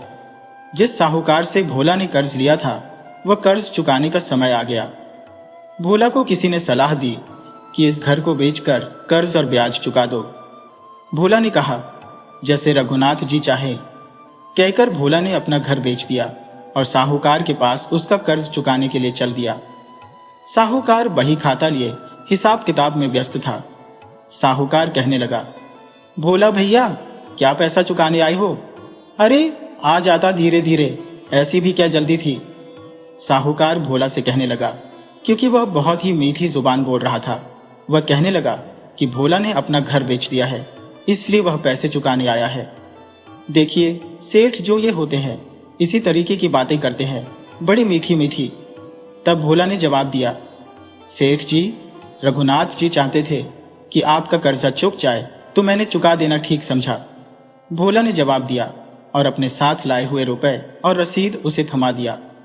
सेठ जी ने रुपए पर कर्ज और ब्याज जोड़कर जमा कर दिया और कहा कि भोला यहां पर दस्तखत कर दे। सेठ जी से भोला कहने लगा, सेठ जी, मैं तो अनपढ़ हूं, निरक्षर हूं, मैं पढ़ना लिखना कहां जानता हूं, मेरे लिए तो काला अक्षर भैंस बराबर है, आप कोई निशान ही करवा लो। पढ़ा लिखा नहीं होने की बात सुनकर सेठ जी के मन में लालच आ गया, उसकी नीयत बदल गई। कुछ पल सेठ जी ने कुछ सोचा और बोला, भोला भैया, चाय पियोगे? नहीं साहूकार जी, मैं चाय पीकर आया हूं, भोला ने कहा। तो ठीक है, साहूकार कहने लगा, एक काम करो, अंदर जाकर सेठानी से मेरे लिए एक चाय बनवाकर और एक लोटा पानी ले आओ। तो उसने भोला को किसी काम के बहाने अंदर भेज दिया। सेठ ने जब भोला को अंदर भेजा तो भोला वाला जो रुका था उसने वही रुका लेकर और दूसरी जो एक बही खाता था उसमें छिपा दिया, जो दूसरी बही रखी हुई थी, और दूसरा रुका लिखकर और जमा के स्थान पर टेढ़ी मेढ़ी लाइन खींच दी और तथा अब तक की ब्याज मूल की रकम जोड़कर बाकी लिख दी। भोला ने अंगूठा लगाया और रुका लेकर जो रुका था उसे लेकर मंदिर गया। पुजारी जी बोले, भोला, जो सेठ की चालाकी थी उसका बेचारे को कुछ अंदाजा नहीं था। भोला सीधा सादा था, उसने तो पैसा कर्ज चुका दिया, ये सोचकर वह पुजारी जी के पास गया। अब पुजारी जी, भोला दोनों मंदिर में रहते थे, बातें करते थे। अब पुजारी जी से कहने लगा कि मैंने जो उस सेठ का कर्जा चुका दिया है। दोनों मंदिर में शांतिपूर्वक रहने लगे। वह मेहनत मजदूरी करके लाता, उसे रघुनाथ जी के चरणों में चढ़ा देता। समय बीतता गया, क्योंकि वह बिल्कुल तो कोई और था ही नहीं। वह सारे दिन मंदिर में रहता, काम मिल जाता तो काम कर लेता और अपना मंदिर में ही दिन व्यतीत करता, अपने रघुनाथ जी को भजता। अब धीरे धीरे समय बीत रहा था। 2 साल बीत गए। सेठ जी ने भोला के खिलाफ कर्ज न चुकाने के लिए जो है कोर्ट में दावा ठोक दिया। भोला के पास कोर्ट के समन आए और निश्चित तारीख को उपस्थित होना है, ऐसा कहकर एक कर्मचारी उन्हें बताकर चला गया जो समन लेकर आया था। भोला सीधा सादा तो था ही, डरता था, इसलिए कोर्ट खुलने से पहले ही पहुंच गया। न्यायालय की कार्यवाही शुरू हुई। भोला के केस का नंबर आया। गांव का भोला हाजिर हो। आवाज सुनते ही जज साहब के सामने जो भोला था वह उपस्थित हो गया। जज साहब ने भोला से पूछा, भोला, तुमने अपनी बेटी की शादी के लिए कर्ज लिया था, वह चुकाया क्यों नहीं? भोला कहने लगा, जज साहब, चुकाया है। भोला ने जज साहब की बात सुनकर रोने लगा। कहने लगा, मालिक, मैंने 15 रुपए दिए थे, ये देखो रसीद, सेठ जी ने मुझे दी थी। जब वह उस समय वह बहुत अच्छे जज थे। उन्होंने कहा कि भोला, रो मत, ये बताओ कि जब तुमने पैसे दिए तो वहां कोई गवाह था? तब भोला बोला, हाँ था। जज कहने लगा, कौन था? रघुनाथ जी, भोला ने सीधेपन से कह दिया। तो जज कहने लगा, ठीक है, तुम जाओ अगली तारीख पर। तारीख निश्चित करके भोला हाथ जोड़कर वापस आया।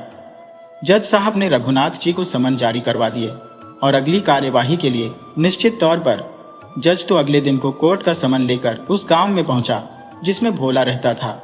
गांव में जानकारी करता फिर रहा था कि रघुनाथ जी कहाँ मिलेंगे, रघुनाथ जी कहाँ मिलेंगे। उनके नाम का समन जिससे पूछते वही कह देता, इस गांव में कोई रघुनाथ नाम का कोई व्यक्ति नहीं रहता है। समन लाने वाला बहुत परेशान हो गया। एक व्यक्ति ने जो सारी बात पूछी कि कैसे समन है, किसका है, कि गलत गांव में तो आप नहीं आ गए। तब उस समन वाले ने कहा कि रघुनाथ जी के नाम ही समन है और इस गांव के भोला की गवाह है। तो वह आदमी समझ गया।